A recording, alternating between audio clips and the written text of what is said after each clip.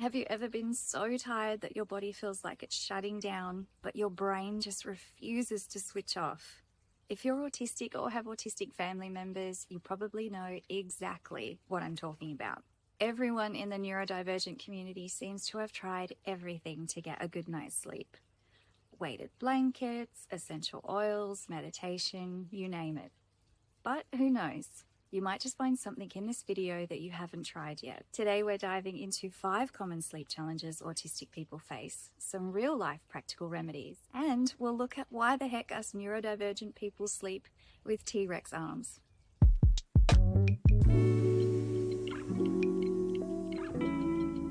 Hey everyone, welcome back to the channel. Before we dive in, please hit like, subscribe, and tap the notification bell so you don't miss future videos. It really helps the channel and our community grow.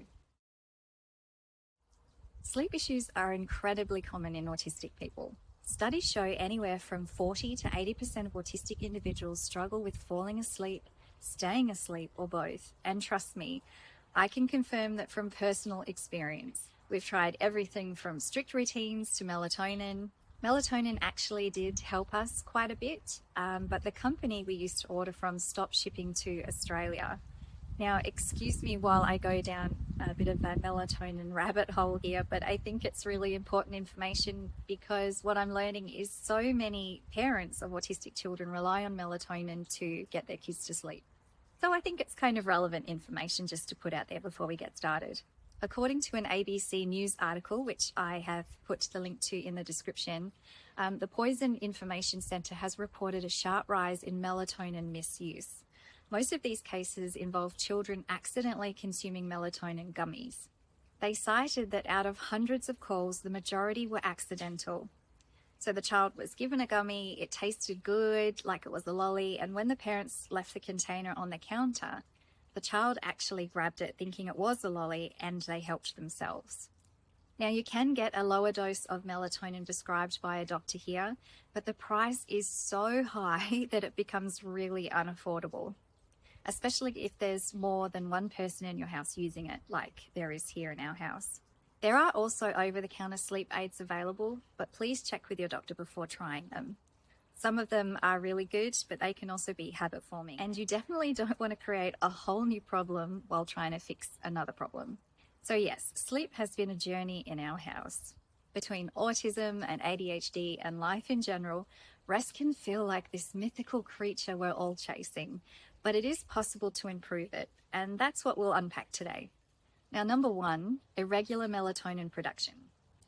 So let's start with melatonin itself, since this one is a big one.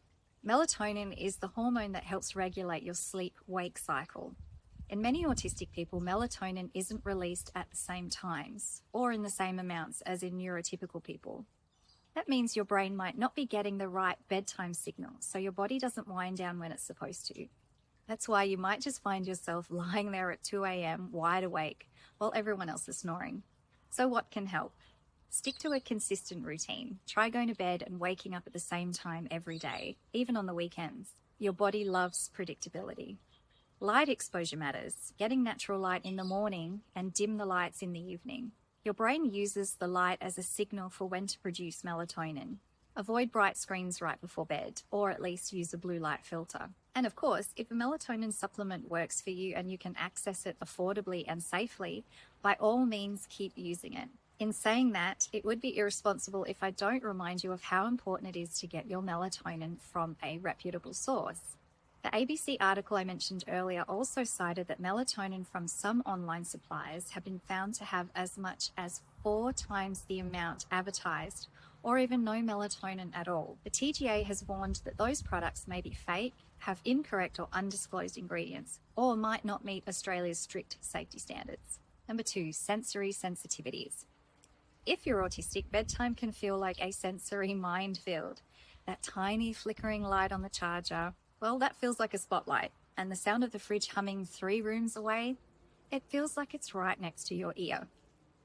The blanket texture, the pillow height, the room temperature, all of it can become overwhelming. And for me, if my blanket isn't just right, or there's even a slight hum somewhere in the house, my brain refuses to switch off. So what can help? Try weighted blankets or softer fabrics if textures bother you. Earplugs or white noise machines can block out unpredictable sounds. And keep the environment predictable. Use the same lighting, the same smells, and same sounds. Small sensory tweaks can make a massive difference. Now, it wouldn't be a video about autism and sleep without mentioning the neurodivergent T-Rex hands. Why do we sleep like this? Every autistic or ADHD person I know seems to have their arms tucked in like little dinosaurs. It's oddly comforting, but also kind of funny when you start noticing it everywhere. Now, while there isn't any specific research on the dinosaur hand thing, there are some clues from what we already know about autism and ADHD. For starters, our brains tend to stay busy even during rest, which can cause little bits of tension or fidgeting in our bodies, even when we're asleep. Then there's the melatonin issue again. Lower melatonin levels can make it harder to fully relax into an open position. Sensory sensitivities also play a big part. A lot of us feel more comfortable in positions that give a bit of pressure or holding, kind of like a built-in weighted blanket. It's also connected to something called proprioception. I'm so sorry, I've probably just totally butchered that name. So this is basically your sense of where your body is in space. For people with ADHD or autism, that system can feel just a bit off. So curling your arms might actually help your brain feel grounded, like your body's way of saying, okay, I know where I am, now I can rest. So while it looks funny, it's really just our brains and bodies doing what they need to feel safe and settled. Now, this one is a big one for a lot of us, anxiety and overthinking. When everything gets quiet, that's when my brain decides to fire up its creative juices. I'll be lying there, eyes wide open, and suddenly I'm coming up with all of these amazing ideas. I can't tell you the amount of times I've had to email myself in the middle of the night because my brain just won't shut up. And look, to be honest, they're usually really great ideas, but I just wish my brain would do that during the daytime. And that's exactly what happened to me last night after I filmed this video. I thought, I can't post this video without mentioning autism and T-Rex arms. They just go hand in hand, which is why I'm wearing a different shirt in bits of this video, because I filmed them the next day after my brilliant idea at 1 o'clock in the morning. Then, of course, there's the part where your brain decides to replay every conversation you've had over the last 5 years. And then it comes up with better responses, like, thanks, brain, that's really helpful. So what can help? Create a wind-down routine, something calming and repetitive before bed, like reading or gentle stretching. Avoid stimulating activities like scrolling or heavy conversations right before bed. Try journaling. Write down those thoughts or ideas so your brain knows it doesn't have to hold on to them. And if your brain's creative streak hits hard at 2 a.m., well, at least you know you're in good company. Number 4, co-occurring conditions and chronic pain. Many autistic people also live with other conditions that make sleep even harder. ADHD, anxiety, depression, and physical conditions like EDS or chronic pain. I personally deal with chronic pain and it absolutely impacts my sleep. And then my autism and ADHD tend to make it worse because my brain then catastrophizes. I'll start worrying about every little ache or twinge, and before I know it, I've convinced myself something's seriously wrong and I need to go straight to emergency. Now, does this sound familiar? Yes. It's exhausting. So what can help? If you can, address pain and discomfort before going to bed. Gentle stretching, a warm shower, or a heating pad can help. I personally use a heating pad at bedtime, and I find that helpful for my pain relief. Speak with a healthcare provider if you can, who understands neurodivergent bodies and minds. They may just be able to offer some assistance. Keep a notepad by the bed for worries or reminders. Writing them down helps you leave them there for the night. And on top of that, our sweet old dog Cubby. He's 14 now and he's on heart medication, and that makes him need to get up twice a night to go to the toilet. So even when I do manage to fall asleep, we're up again.